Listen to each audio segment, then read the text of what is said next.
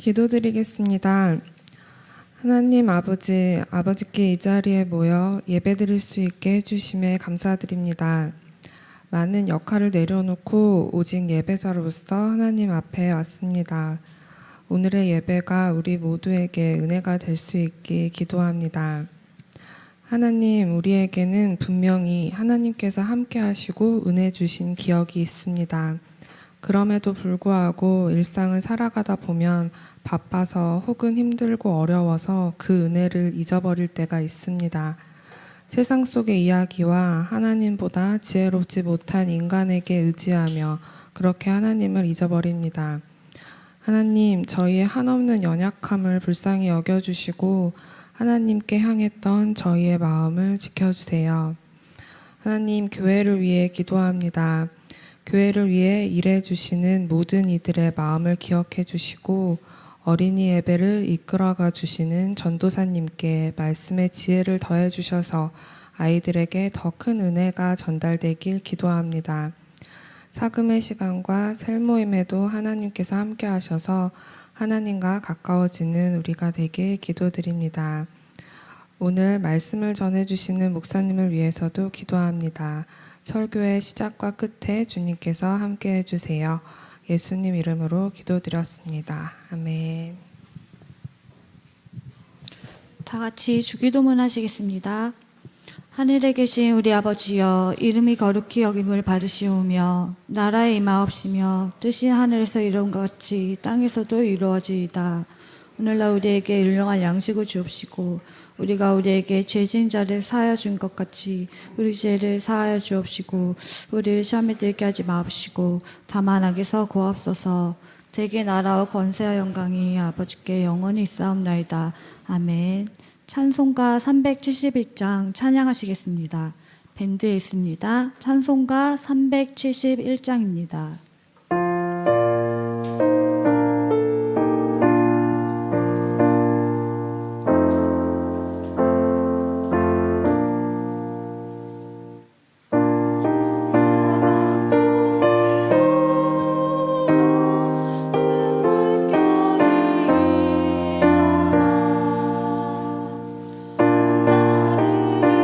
어둠이 쌓여 피할 곳을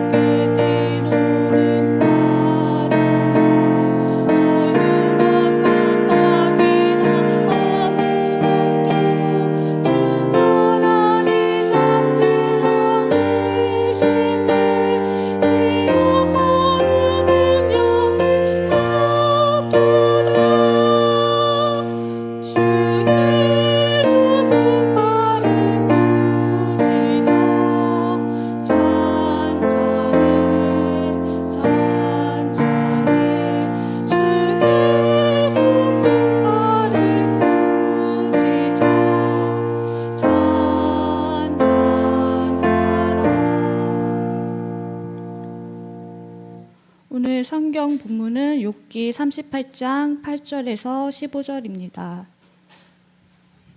다 같이 읽도록 하겠습니다. 바다가 그 모태에서 터져 나올 때에 문으로 그것을 가둔 자가 누구냐? 그때 내가 구름으로 그 옷을 만들고 흑암으로 그 강보를 만들고 한계를 정하여 문빗장을 지르고 이르시기를 네가 여기까지 오고 더 넘어가지 못하리니 네 높은 파도가 여기서 그칠지니라 하였노라. 네가 너의 날에 아침에게 명령하였느냐? 새벽에게 그 자리를 일러주었느냐? 그것으로 땅끝을 붙잡고 약한 자들을 그 땅에서 떨쳐버린 일이 있었느냐? 땅이 변하여 진흙에 인친 것 같이 되었고 그들은 옷같이 나타나되 악인에게는 그 빛이 차단되고 그들의 높이 든 팔이 꺾이느니라. 목사님 나오셔서 말씀 전하시겠습니다. 안녕하세요. 예, 오늘은 욥기 38장 말씀 함께 나누려고 합니다. 하나님께서 욥에게 나타나셔서 이야기하는 장면이죠. 근데 이 부분을 일단 욥기의 논쟁적인 이미지를 조금 접어두시고 시편을 읽으신다라는 감성으로 먼저 읽으셔야 됩니다. 그래서 오늘은 예전에 우리 시편 사금했던 거 기억나시죠? 그 시를 읽는다는 감성을 가지고 함께 살펴보도록 하겠습니다. 먼저 8절부터 11절부터 보죠. 제가 다시 읽어드릴게요. 바다가 그 모태에서 터져 나올 때에 문으로 그것을 가둔 자가 누구냐? 그때 내가 구름으로 그 옷을 만들고 흑암으로 그 강보를 만들었으며 한계를 정하고 빗장을 지르고 문을 닫아 이르기를 내가 여기까지 오고 더는 지나지 못하리니 내 교만한 물결이 여기서 그칠지니라 하였노라 라고 말씀하십니다. 그러니까 이 네 절을 읽어보면 그림이 두 개가 나오죠. 하나 어떤 그림이에요? 첫 번째 그림은 바다를 갓 태어난 아기처럼 묘사하시죠. 그렇죠? 바다가 그 모태에서 터져 나올 때, 그러니까 바다를 갓 태어난 아기로 묘사하시고 그 아이, 이 바다에 대해서 하나님 어떻게 반응하세요? 강보를 만들고 옷을 만들고라고 표현하시잖아요. 그렇죠? 그러니까는 바다를 이렇게 옷을 만들어서 입히고 강보를 이렇게 싸주는, 그러니까 태어난 아기를 하나님이 이렇게 안아주시는 모습으로 묘사하는 게 첫 번째 장면이에요. 그리고 두 번째 장면은 뭡니까? 한계를 정하시는 장면이 나오죠. 그렇죠? 바다가 땅으로 막 이렇게 몰려오는데 너는 거기까지 라고 이제 한계를 정하시는 장면, 이 두 가지 장면이 나와 있어요. 그림 그려지시죠? 일단은 이거에 대한 상징적인 의미로 갑시다. 상징적으로 이 구절들은 어디에 연결돼요?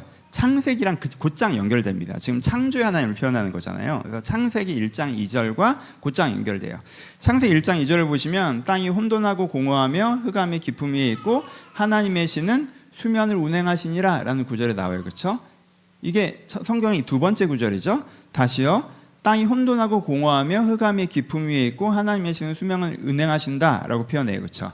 그러니까 여기서 수면이라는 단어가 나오는데요. 원어로는 페네이 테옴이에요. 페네이는 면이고요. 그렇죠? 표면을 의미하고 테옴이 바다, 시면, 깊은 물, 깊음 이런 단어의 뜻이죠. 그러니까 여기서 테옴이라는 단어 자체가 바다라는 뜻을 가지고 있어요. 그리고 그 다음에 운행하신이라는 표현이 나오는데 베라히헤이트 뭐 이렇게 단어가 있는데 이건 무슨 뜻이냐면 날개짓, 부드러운 움직임, 감싸다라는 표현이에요. 그러니까 창세기 1장 2절에서 표현되는 것 자체가 바다를 감싸시는 것으로 태초의 창조를 표현해요. 바다를 감싸시는 거예요. 바다는 혼돈을 상징하죠. 그래서 이 혼돈의 바다를 하나님께서 감싸 안으시는, 이게 날개짓처럼 부드럽게 이 바다를, 이 혼돈을 감싸 안으시는 것으로 창조를 표현해요. 그래서 이 구절을 좋아하는데 뭐 오늘은 이 얘기를 하려고 하는 게 아니니까. 그러니까 기독교는 애초부터 사랑의 종교예요. 이해되시죠, 여러분? 기독교는 애초부터 세상이 우리가 생각하는 천지창조는 이슈라 하니까 같이 막 이런 이미지지만 사실 이런 거의 출발점에 뭘 표현하고 있냐면 태어나는 그 부모가 아이를 안듯이 하나님께서 이 혼란스러운 세상을 안으셔서 거기에 아름다운 것을 만들어내시는, 보기에 좋았더라. 그러니까 사랑의 창조의 개념이 있어요. 아니, 오늘은 이게 핵심은 아니고. 그래서 이 장면을 사실은 그대로 갖고 오는 거죠. 지금 창세기에서 했던 하나님의 신이 수면을 운행한다라는 표현 자체가 이 수면이라는 게 바다고 운행하시는 게 감싸는 건데, 원어로 보면, 그러니까 원어로 읽는 사람은 이게 지금 창세기 1장 2절 얘기하는구나 라는 게 딱 되죠. 바다가 태어나는데 하나님께서 강보로 그를 감싸시고 옷을 지어 입히시니까. 그렇죠?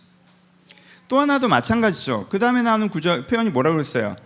한계를 정하시는 부분들이 나온다고 했죠. 그렇죠? 그럼 그 구절은 어디에 이르겠어요? 창세기 1장 9절과 연결되죠. 하나님께서 이르시되 천하의 물이 한 곳으로 모이고 물이 드러나니라 하시니 그대로 되니라 라고 해요. 그렇죠? 그러니까 하나님께서 뭐 하셨어요? 이게 뭐 하신 거예요? 천하의 물을 한 곳으로 모으시고 물을 드러나게 하셨다고 표현한단 말이에요. 그렇죠? 그러니까 그때 물에 뭘 정하신 거예요? 바다에 한계를 정하시는 거죠. 물은 거기까지만, 여기서부터는 땅, 이걸 하는 게 창세기 1장 9절이란 말이에요. 그렇죠? 그것을 그대로 가지고 온 부분이에요.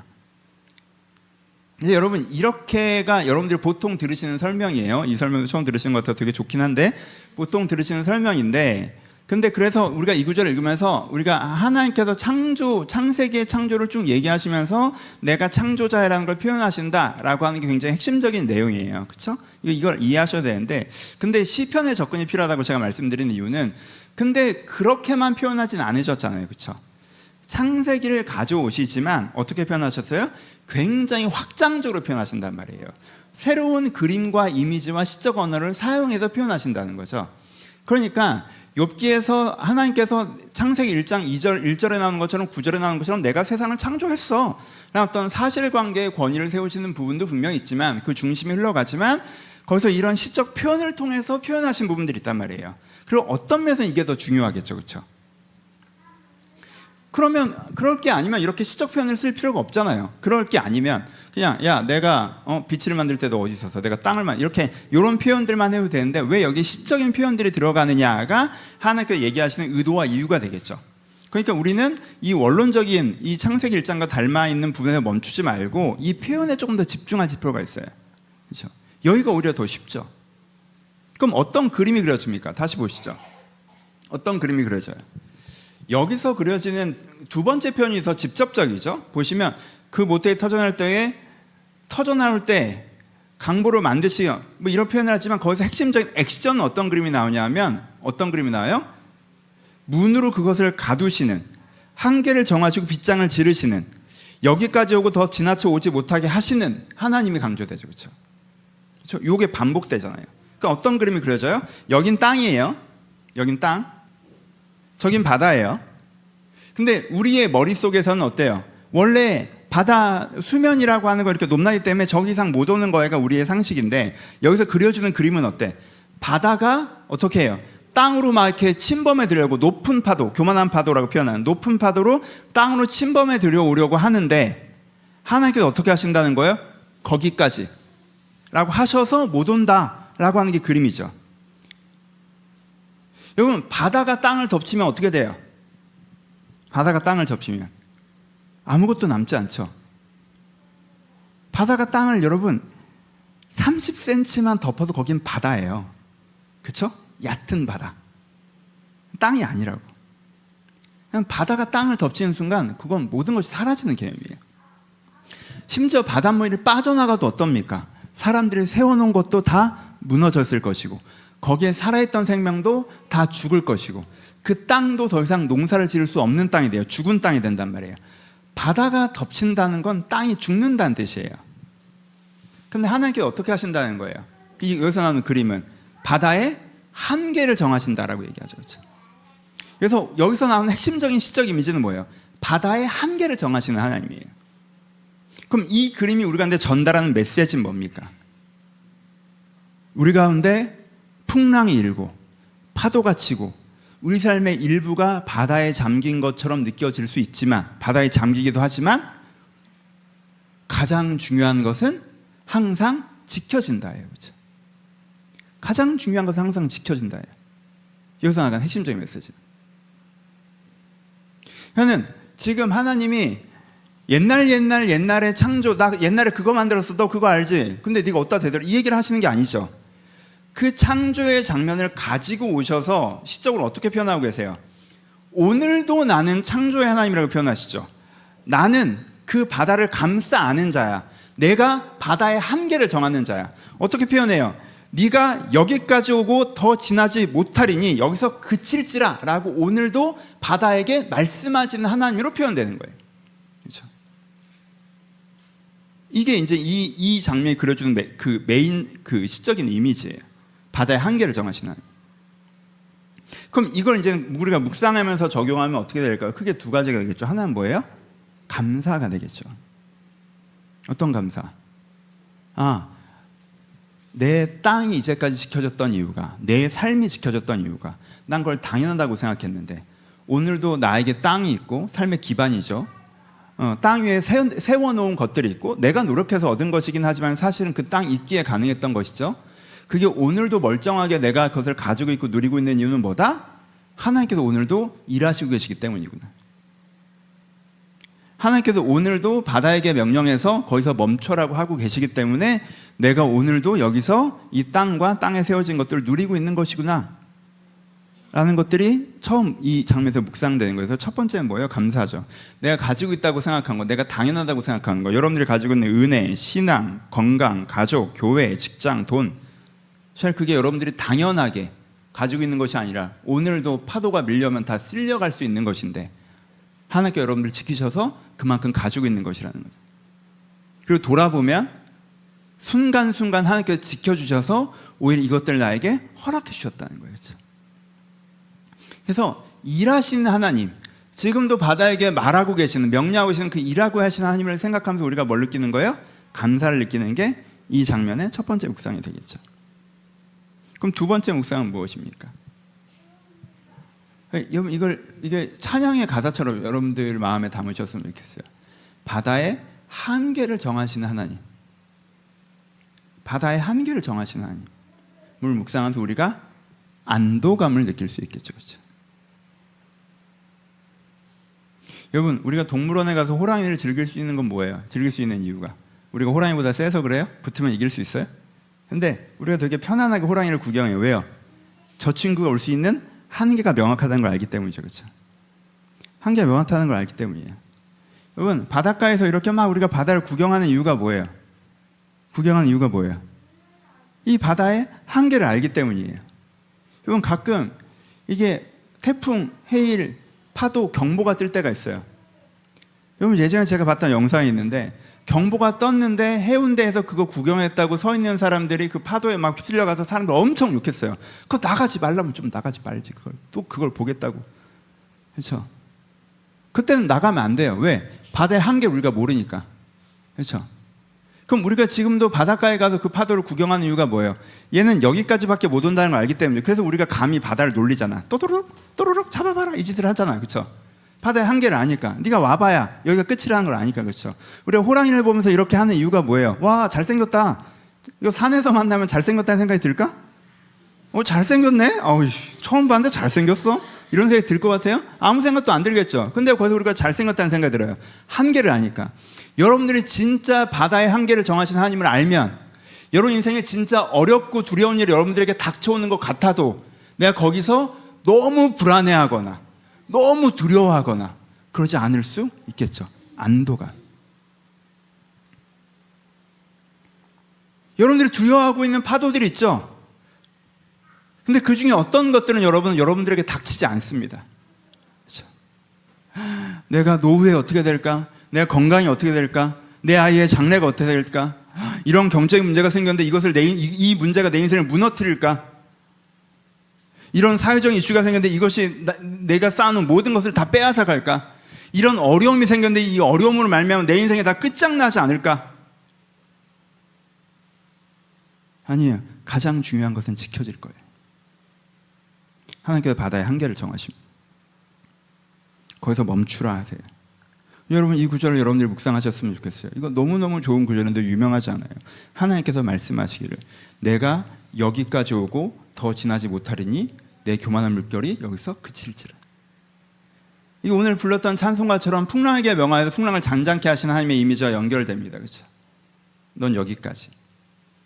하나님께 여러분 인생에 닥쳐오는 해일 같은 파도가 있다면 그 파도가 내가 지금 보기엔 내 인생 전체를 잡아먹을 것 같아서 무섭지만 하나님께 그 사이에 서셔서 그 파도에게 너는 여기까지. 바다의 한계를 정하신 하나님을 여러분들이 경험하기를 주님의 이름으로 축원합니다. 이게 첫 번째 이미지. 두 번째 이미지로 갑시다. 두 번째 다시 읽어드릴게요. 12절부터 15절입니다. 내가 내 달 동안에 아침에게 명령한 적이 있느냐? 새벽에게 그 자리를 일러준 적이 있느냐? 그것으로 땅의 끝을 붙잡고 악인들을 그 땅에서 떨어뜨린 일이 있느냐? 땅이 변화에 진에게 인친 것 같고 만물이 옷같이 나타나되 악인에게 그 빛이 허락되지 아니하고 그들의 팔이 꺾이는 일을. 그럼 여기서도 먼저 우리가 가장 먼저 가져야 되는 건 이게 어디서 왔다는 거예요? 상징적인 이미지는 어디서 왔어요? 창세기랑 연결되죠. 창세기 1장 3절과 4절과 연결됩니다. 그래서 욥의 초반부는요, 욥이 여기서 욥기에 있는 하나님이 자기를 말씀하실 때는 하나님의 창조되심을 드러낸다라고 하는 게 창세기를 가져와서 내가 그렇게 창조했다라고 말씀하시기 때문이에요. 하나님께서 이르시되 빛이 있으라 하시되 빛이 있었고 빛이 하나님 보시기에 좋았더라라고 말씀하시죠. 그리고 지금 그것을 가져와서 하나님께서 빛이 있으라 하시는 것에 대해서 표현해내고 있습니다. 그렇죠? 이게 이제 핵심적인 것이고 상징적인 것으로는 창조랑 연결되는 것이고. 근데 이미지적으로 봅시다. 여기서 보여주는 그림은 또 뭐예요? 그림은 두 가지 그림을 보여주죠. 하나 뭐예요? 깜깜했어요. 완전 깜깜하고. 여러분 요즘의 밤은 밤이 아니죠. 한국의 밤은 밤이 아니에요. 서울의 밤은 밤이 아니에요. 진짜 밤은 아무것도 안 보여요. 옛날의 밤은 그랬어요. 진짜 달도 뜨지 않는 날은 걸어가기가 어려운 거죠. 깜깜한 밤. 내가 여기가 어딘지도 모르겠고 뭐가 어디 있는지도 모르겠는 그 깜깜한 밤에 있어요. 근데 갑자기 아침이 되고 새벽이 되고 뭐가 와요? 햇살이 비치기 시작하죠. 그랬더니 어떻게 돼요? 갑자기 샥 하서 형태가 보이더니 형태만 보이는 것이 아니라 햇살이 쫙 들어오면서 그 원래 아름다운 풍경, 그 모습이 다 확 나타나는 거죠. 그렇죠? 이 아침이, 이 태양이 떠오르는 순간, 어둠이 사라지는 순간을 보여주는 게 이게 첫 번째 그림이죠. 그렇죠? 그걸 표현하는 게 뭐예요? 그 땅이 변하여 진흙에 인친 것 같고 만물이 옷같이 나타내되라는 표현이에요. 땅이 변하여 진흙에 인친 것 같고. 그러니까 여러분 이건 뭐 표현이 우리한테 안 와닿는데 진흙에 도장을 찍으면 그 모습이 선명하게 보이죠. 모래에 도장을 찍으면 그 모습이 선명하게 안 보이죠.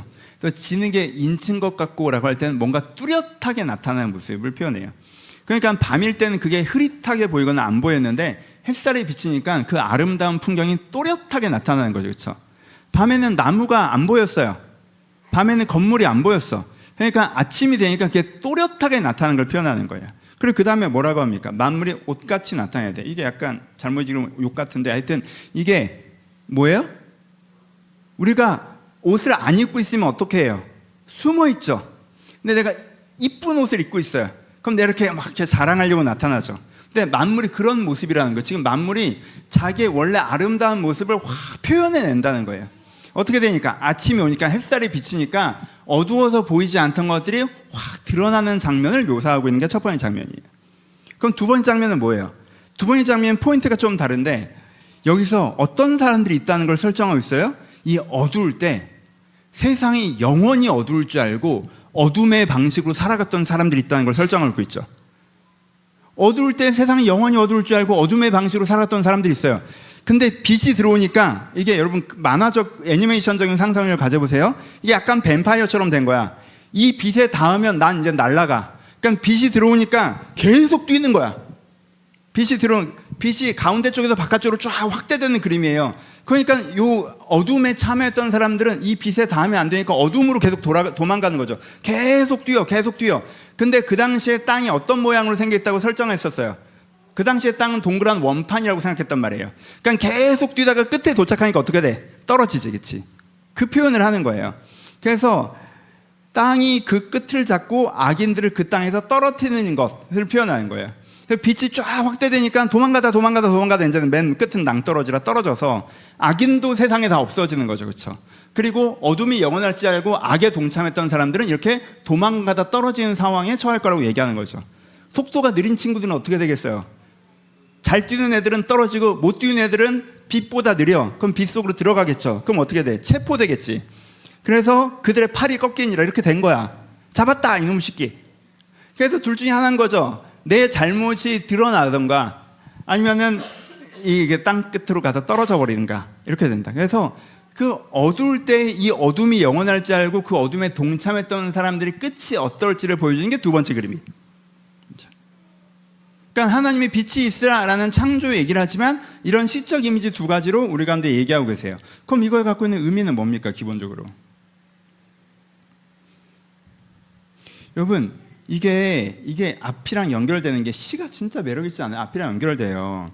여러분 땅에 어둠이 덮인 이미지와 땅에 바다가 덮인 이미지가 충돌되는 거 아시죠? 이걸 생각을 잘 하셔야 돼요. 시적 이미지를 가져보세요. 땅에 바다가 덮여요. 그러면 이건 끝난 거야. 바닷물이 빠져나가도 끝난 거야. 사람도 죽었고 건물도 무너졌고 농사도 지을 수 없다니까. 근데 땅에 어둠이 덮여요. 그럼 어둠이 빠져나가요. 뭐 문제될 거 있어요? 아무것도 없어요. 사람들도 다 살아있고 뭐 어둠이 왔었나 하고 밤에 자다 깬 거고, 건물도 그대로 있고 나무도 그대로 있고 땅도 그대로 있단 말이에요. 그렇죠? 이 이미지의 충돌을 아시겠죠? 그러니까 여러분 상상해 보세요. 내가 어떤 문제가 안 일어나길 바랬는데 그 문제가 일어났어.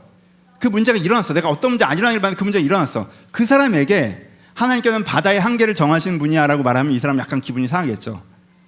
나한테 안 정하던데? 나 그 일 안 생길 줄 알고 이렇게 하나님은 바다의 한계를 정하셨습니다 했다가 내가 물사닥에 맞았는데? 라고 생각할 수 있는데, 하나님이 그 사람이 뭐라고 얘기하신 거예요? 너를 덮은 건 바다가 아니라 어둠이야 라고 얘기하시는 거죠. 너에게 생긴 문제는 네 인생 자체를 쥐고 흔드는 문제가 아니야. 네가 잠깐 어둠에 들어가 있을 뿐이야. 이 어둠이 거치면 모든 게 그대로 있어. 그러니까 이게 충돌하는 이미지를 쓰지만 핵심 메시지는 같죠. 바다의 경계를 정하신다는 것도 핵심은 뭐예요? 가장 중요한 것은 아무것도 헤쳐지지 않는다는 얘기고, 이 어둠에 덮여있는 그림도 뭐예요? 가장 중요한 건 전혀 헤쳐지지 않는다는 뜻이에요. 그리고 어둠에 대해서 한 가지를 더 얘기하는 거죠. 한 가지를 더. 가장 중요한 건 헤쳐지지 않고 어느 지점이 오면 밝히 드러날 거야 하는 소망까지 얘기하시는 거죠. 그렇죠? 이게 이 그림이 보여주는 핵심적인 이미지입니다. 그러니까 여기서 우리가 또 무엇을 묵상할 수 있을까요? 첫 번째, 여전히 또 하나님의 일을 하시는 묵상할 수 있죠. 같은 거니까 길게 하지 맙시다. 하나님께서는 지금 오늘도 뭐하고 계세요? 하나님께서는 어떻게 표현해요? 하나님이 세상을 창조해놓고 그저 이렇게 그냥 기계 돌려놓고 있는 분을 표현하지 않고, 오늘도 아침에게 명령하고 계시고 새벽에게 그 자리를 일러주고 계시는 분들을 표현하고 계시죠. 하나님께서 새벽에게, 새벽아 일로 와, 너 여기, 네 자리 여기야, 아침아 큐 지금부터 시작이야 라고 명령하시는 분으로 표현하고 계신다는 거예요. 그렇죠? 그래서 하나님의 일하심을 표현하고 있어요. 그래서 오늘도 여전히 내가 맞이했던 아침, 내가 맞이할 아침을 하나님께서 여전히 만들고 계신다라는 거로 우리가 일하신 하나님으로 우리가 감사를 느낄 수가 있죠. 두 번째는 뭐예요? 이 본문의 핵심은 여전히, 이 본문의 핵심은 안도라면 두 번째예요. 이 본문의 핵심은, 첫 번째가 안도라면 두 번째는 소망이죠. 지금은 어디에 있어요? 밤에 진입해 있죠. 하지만 이 밤은 분명히 끝나요. 이 밤은 분명히 지나가요. 그리고 이 밤은 나한테 결정적인 피해는 아무것도 주지 않아요. 지금 당장 불편할 뿐.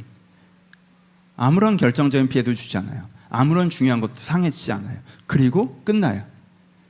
그래서 이 두 번째는 소망이에요. 내가 원하지 않던 일이 일어났던 사람은 바다의 한계를 정하신 하나님으로 위로받을 수 없습니다. 하지만 아침을 명령하신 하나님으로 위로받을 수 있죠. 이 두 가지를 우리 가운데 말씀해 주는 거예요. 네 인생에 진짜 위험한 일은 내 인생에 일어나지 않아. 하나님, 제 인생에 진짜 위험한 일이 일어난 것 같은데요? 아니, 그건 진짜 위험한 일이 아니야. 그리고 그걸 끝날 거야. 왜? 하나님이 세상을 창조하신 모습이 그 모습이니까 라고 우리 가운데 말씀하시는 게 두 번째 이미지. 근데 여기 한 가지가 더 있죠. 두 가지가 더 있죠. 그럼 이 부분에서 또 하나 우리가 묵상해야 되는 건 무엇입니까? 인내죠. 그래서 뭐라고 말씀하십니까? 네가 아침에게 명령하는 게 아니다라고 얘기하시죠. 네가 새벽에게 자리를 정해주는 게 아니다라고 얘기하시죠. 여러분, 아침 만드는 겁니까? 기다리는 겁니까? 우리가 새벽을 깨운다라는 직접적인 표현들이 있긴 하지만 그건 또 그 시적인 표현이고, 이건 지금 신학을 얘기하는 게 아니니까. 근데 여기서 나오는 시적 표현에서 뭐예요? 아침은, 여러분, 아침 만드는 거예요? 기다리는 거예요? 아침은 기다리는 겁니다. 새벽 2시쯤 내 감각으로 더 이상 못 참겠어, 오늘은 3시에 아침으로 하자, 이렇게 할 수 있는 게 아니에요. 새벽 2시에 나는 지금 충분히 잤어, 빨리 하루를 시작하고 싶어, 3시에 아침으로 하자, 이렇게 되는 게 아니에요. 아침은 내가 결정하는 게 아니에요. 네가 아침에게 명령하느냐, 네가 새벽에 그 자리를 정해주느냐. 아니다. 아침을 명령하는 것은 나고 새벽에 자리를 정해주는 것도 나야. 그러니까 넌 뭐 해야 돼?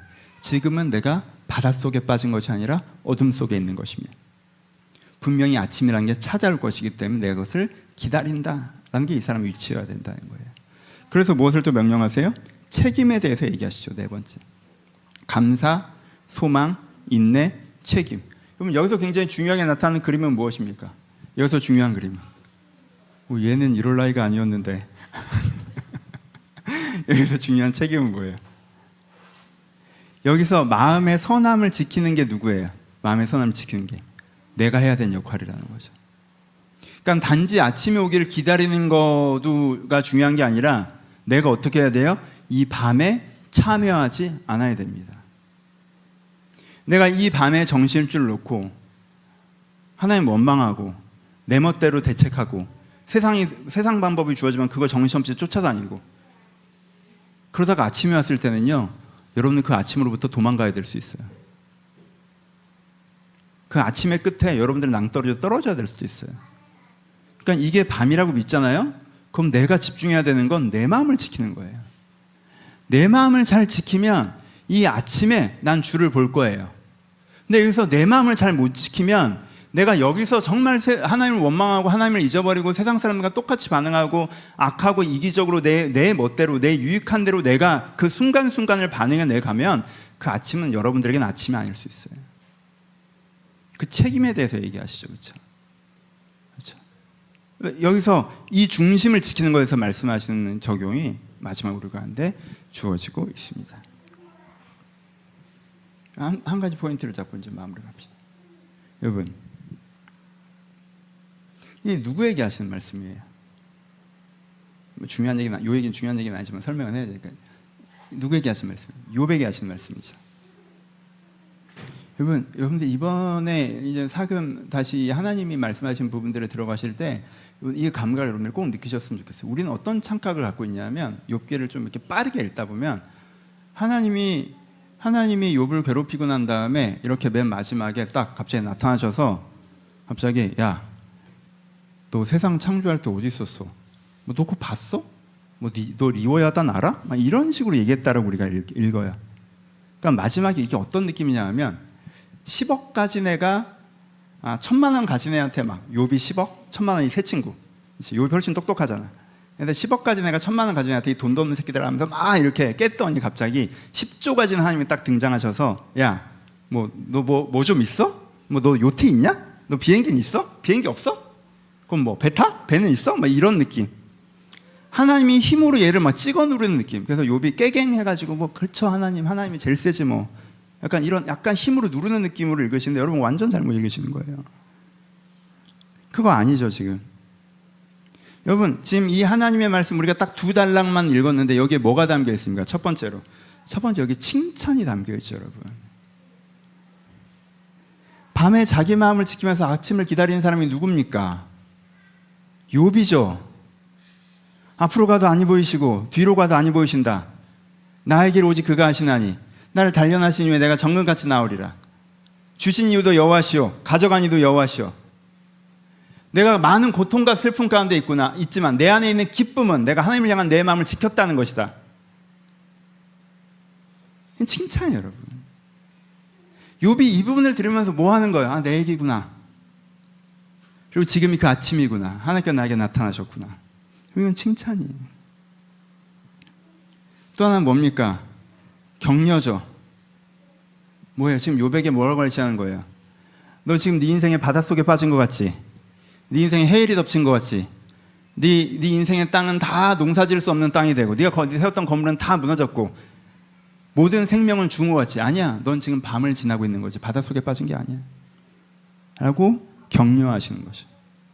넌 밤을 지나고 있는, 넌 바닷속에 빠진 게 아니야.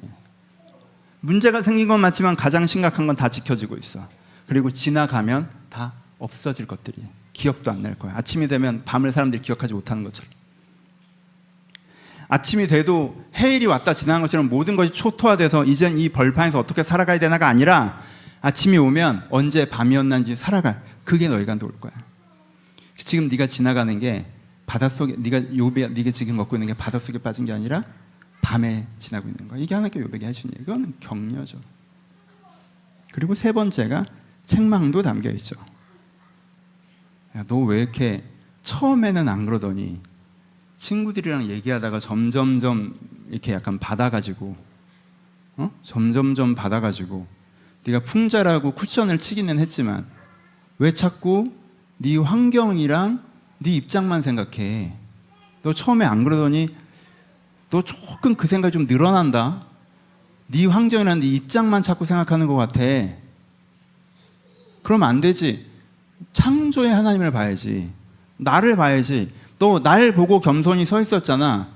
날 보고 겸손히 서 있었던 네가 친구들이 자꾸 건드니까 날 안 보고 친구들이랑 싸우느라 자꾸 네 억울함과 네 환경과 이런 거에 집중하는 경향이 있어. 약간 애매하다. 욥이 잘못하진 않았어요. 욥이 잘못할까 봐 하나님이 급하게 등장하신 거예요.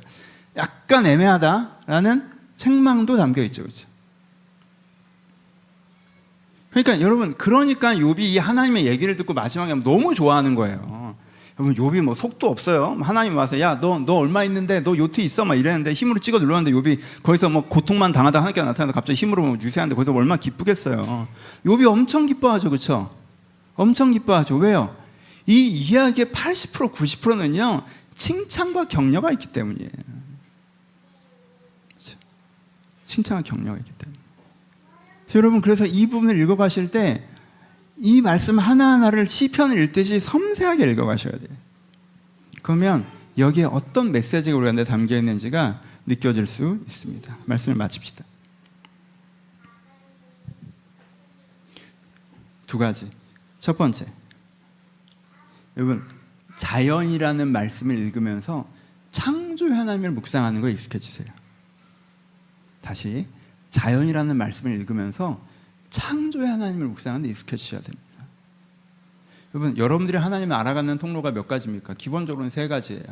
첫 번째는 뭡니까? 말씀이죠. 그렇죠? 그러니까 말씀의 은혜를 통해서, 예배의 은혜, 이런 것을 통해서 여러분들 하나님을 알아갑니다. 두 번째는 뭐예요? 여러분들의 경험이죠.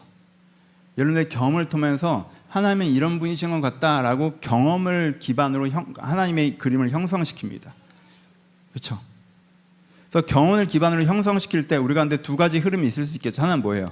내가 행운의 경험들이 많으면, 일이 잘 풀려나간 경험들이 많으면 하나님 정말 나를 사랑하시는 것 같다라는 그림이 쉽게 형성되죠. 그러다가 내 개인의 어려운 일이 생기면 하나님은 나를 사랑하지 않거나 무관심하거나 어찌됐건 왜 저러시냐라는 그림이 형성되죠. 그렇죠? 내가 경험으로 갖게 된 하나님의 그림이라는 게 있어요. 여러분, 이건 우리 가운데 가져가는 거예요. 그 자체를 잘못다고 생각하시면 안 돼요. 왜? 경험으로 생각한 하나님의 그림이라는 게 우리가 하나님을 만나가는 깊이라는 게 분명히 있으니까. 그렇죠? 경험으로 생각할 때 하나님께서 나를 버리신 것 같다. 하나님께서 나에게 화살을 쏘시는 것 같다. 욥도 그렇게 고백을 하잖아요. 그렇죠? 경험으로 형성된 하나님의 그 이름이라는 게 있어요. 근데 그것보다 더 큰 게 뭐여야 되는 거예요? 우리가 창조, 하나님께서 만드신 이 창조의 세계를 바라보면서 만드는 하나님의 그림이라는 게 있다는 거예요. 여러분, 잘 생각해 보세요. 내가 내 개인사에 최근 2년에 안 좋은 일이 연달아서 생겼어. 내가 기도해도 안 이루어졌어. 하나님은 없는 것 같아 라고 내 경험이라는 걸 증거로 내가 어떤 하나님을 설정하죠. 그럴 수 있죠. 근데 지금 이 본문에서 우리 가운데 얘기하는 건 뭐예요? 그 경험으로, 그 현상으로, 네가 경험하는 그 상황으로 하나님을 설정할 수도 있지만 또 하나는 뭐가 있다? 그냥 아침에 태양이 떠오르는 거 보면서, 내가 하나님을 창조를 믿는다면 아침에 태양이 떠오르는 걸 보면서, 아침에 태양이 떠오르는 걸 보니까, 이걸 단지 물리현상만 보는 것이 아니라 우리가 창조적 고백을 한다면 하나님께서는 어둠을 물리치시고 빛을 주시는 분이시다. 바닷가에 서서 하나님께서는 바다의 한계를 정하시는 분이시다 라는 것도 가능하다는 거예요. 이 세 가지를 나누셔야 돼요. 세 가지를 동시적으로 쓰셔야 됩니다. 말씀이 그리는 하나님의 그림을 그리세요.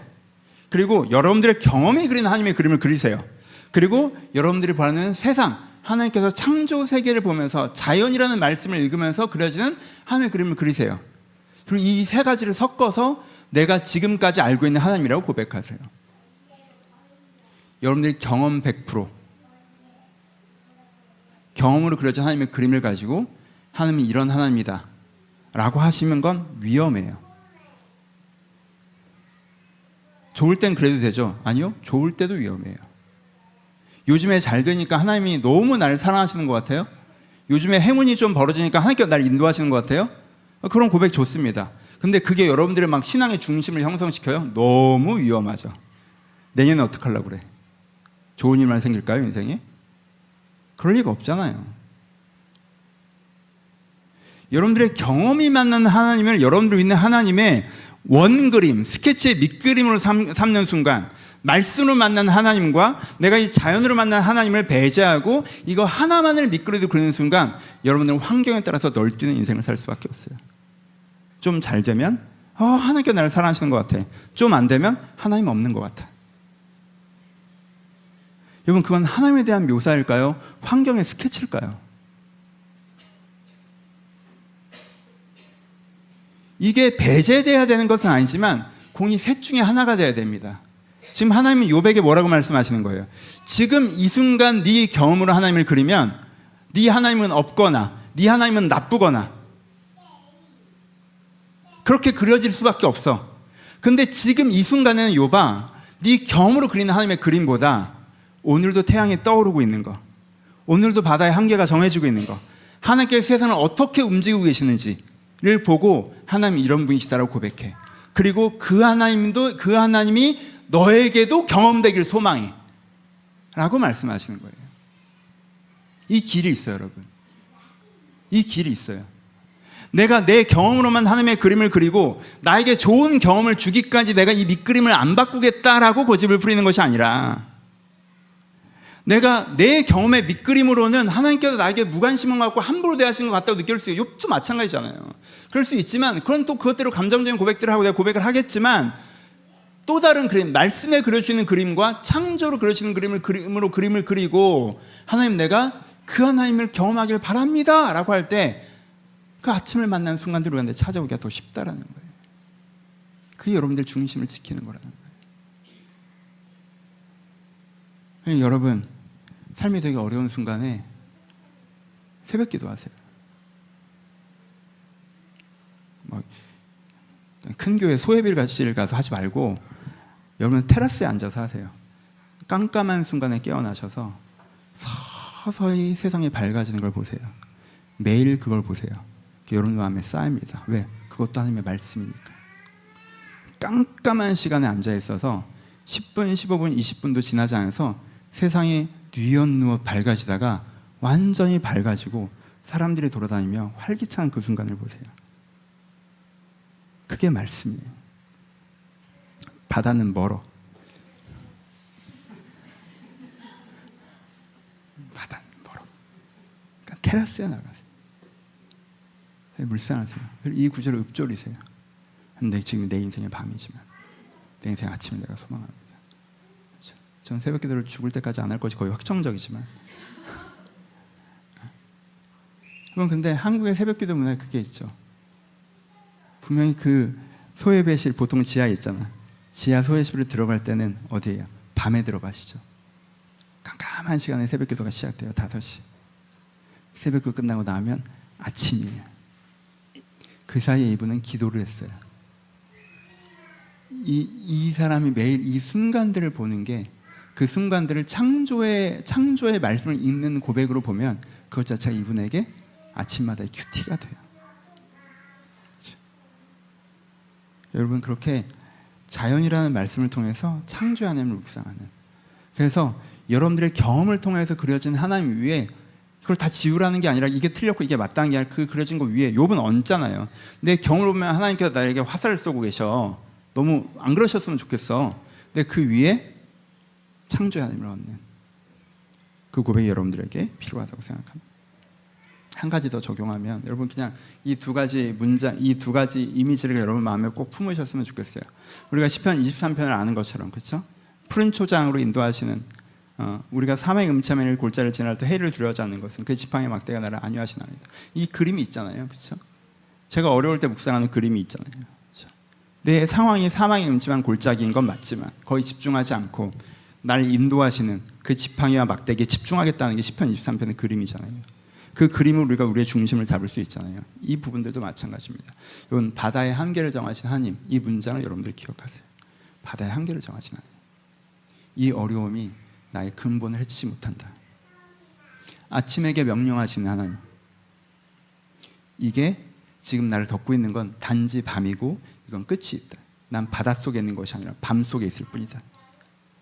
그래서 여러분들 이렇게 묵상하시면서 여러분들 어느 순간 뭔가 여러분들 환경 때문에 훅 숨이 차오를 때, 나는 바닷속에 있는 것이 아니라 밤 속에 있을 뿐이며, 가장 심각한 일은 내 인생에 일어나지 않을 것이고 하나님께서 이 끝에 아침을 주실 것이다. 근본적인 하나님에 대한 신뢰를 말씀으로부터 나가실 때 여러분 환경으로는 그 말씀을 읽기 어려울지 모르겠지만 여러분들 그 말씀을 붙잡고 환경을 지나갈 때 결국 그 끝을 보게 하신 하나님을 경험할 수가 있을 것입니다. 이 은혜를 경험하시기를 주님의 이름으로 축원합니다. 우리 같이 찬양하실 건데 뒤에 불 좀 꺼주시고요. 주만 바라볼지라 같이 찬양하실 텐데요. 이거 제가 대학교 때부터 불렀던 곡이라 제가 되게 사랑하는 곡이에요. 주만 바라볼지라고 오늘의 후렴의 가사입니다. 근데 여러분 오늘 바라보셔야 되는 하나님은 어떤 하나님이십니까? 바다의 한계를 정하신 하나님, 아침에게 명령하신 하나님을 여러분들 오늘 이 찬양과 함께 바라보셨으면 좋겠습니다. 주만 바라볼지라고 부르시면서 이 두 가지 여러분들 마음에 묵상하시면 하나님 내가 바다의 한계를 정하시는 아침에게 명령하신 하나님을 바라봅니다 라고 하시면서 여러분들의 두려움과 실망을 놓아놓는 시간이었으면 좋겠습니다. 내가 바다가 나를 덮치는 것 같아도 두렵고 밤이 나를 덮쳐서 실망스러운데 여기서부터 벗어나서 내가 안도하며 소망을 갖게 하여 주시옵소서 라는 마음의 고백을 담아서 함께 찬양하도록 하겠습니다. 찬양하겠습니다.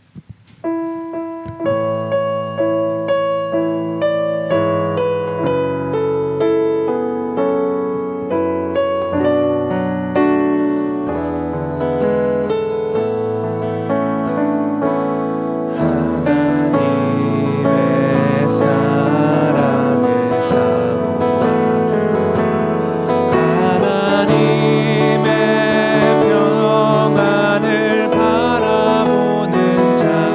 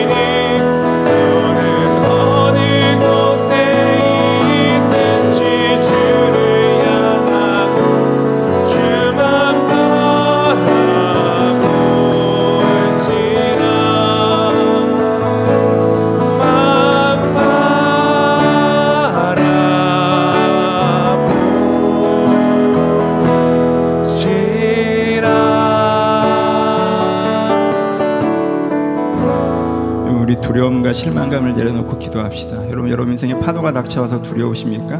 여러분 인생에 밤이 찾아와서 두려우십니까? 그리고 환경으로 하나님을 결정하지 말고 오늘 말씀 붙잡고 한번 하나님을 바라봐 봅시다.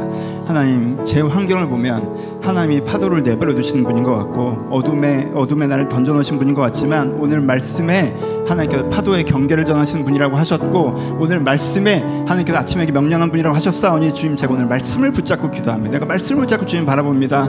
주님, 내 이 두려움에서 내 이 실망에서 나를 건져주시고 내 인생에 하나님께서 소망을 주심을 다시 한번 바라보게 해달라고, 이런 마음에 답답했던 부분들이 있다면 그것들을 구체적으로 하나님께 내려놓으시면서 우리 같이 기도하도록 하겠습니다. 기도하겠습니다.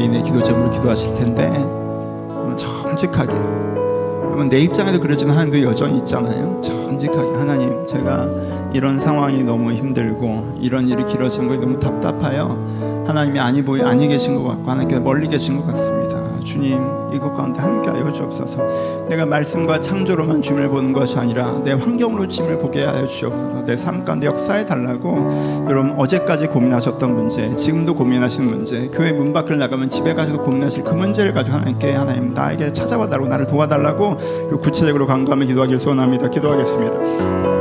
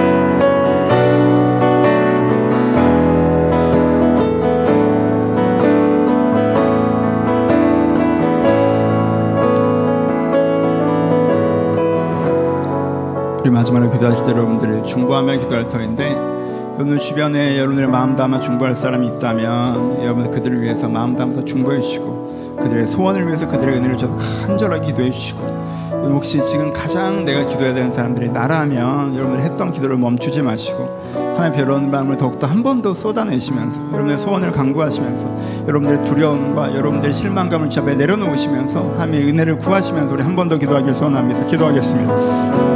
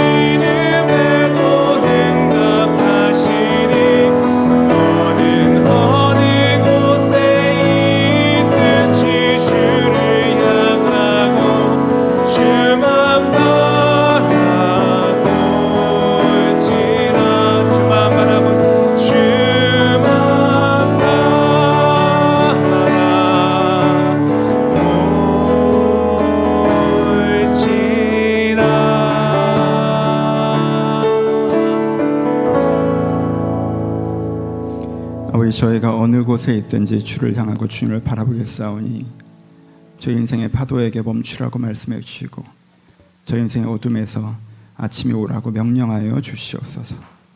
이제 우리 주 예수 그리스도의 은혜와 하나님 아버지의 사랑하심과 성령의 교통하심이 주님을 바라보는 모든 자들 가운데 이제부터 영원토록 함께 있을지어다. 아멘.